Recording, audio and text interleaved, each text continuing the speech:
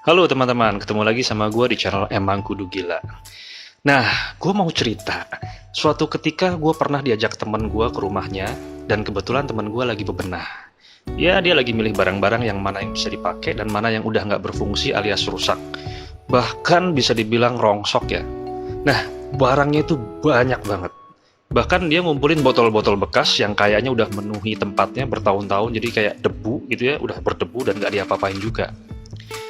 Lucunya, ketika gue bantuin dan ketika kita lagi pilih-pilih barang, temen gue bilang begini, dia menemukan satu potongan pensil yang mungkin udah setengah dan kotor ya.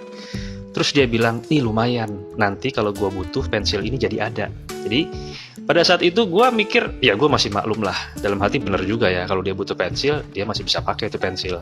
Lalu berlanjut ke decoder TV berbayar yang kira-kira udah 7 tahun kali ya. Udah berdebu dan udah rusak dan nggak kepake. Terus dia bilang, nah lumayan nih, nanti dalamnya bisa buat benerin barang elektronik lain yang rusak. Pada saat itu gue masih maklum lagi, sampai akhirnya ke sepeda rusak, magicom, VGA card, angklung, tas bekas, sepatu butut, sendal. Yang akhirnya, yang dia pilih gak jadi dibuang, alias disimpan lagi dengan alasan masih bisa dipakai, suatu hari nanti bisa berguna.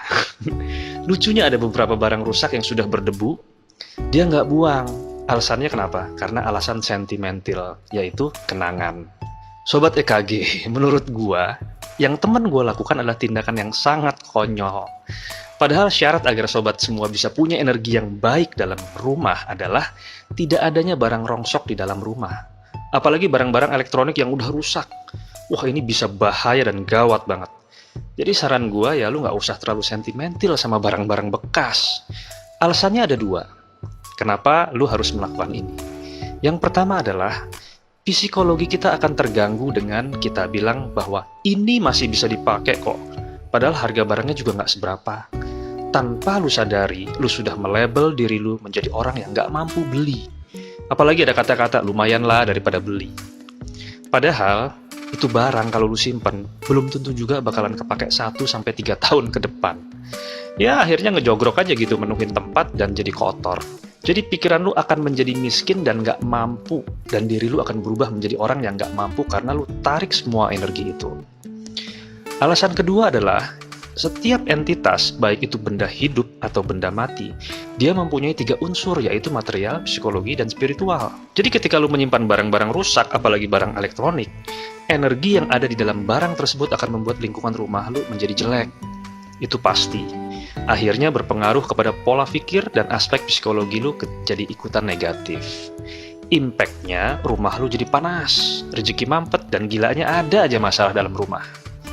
Jadi gini guys, mulai sekarang pilih barang-barang di rumah lu. Mana yang memang udah nggak bisa dipakai, buang aja. Katakan, wah ini barang rusak, saya mampu beli yang baru. Wah ini pensil tinggal setengah, nanti saya beli baru aja. Sehingga energi lu mengarah akan menarik ke energi kemakmuran. Di sini gue tidak mendukung lu ya untuk hidup boros atau sombong mentang-mentang lu bisa beli barang yang baru. Tapi ingat, ketika memang kita mampu, jangan lagi melabel diri kita menjadi tidak mampu hanya gara-gara barang rongsok. Itu akan menimbulkan penyakit mental dan jasmani. Oke teman-teman, benahi lagi rumah lu, pilih barang yang memang harus dibuang dan harus dipergunakan. Semoga rezeki lu bertambah mengalir deras setelah melakukannya. Amin. Tetap semangat dalam menggapai mimpi. Salam Emang Kudu Gila.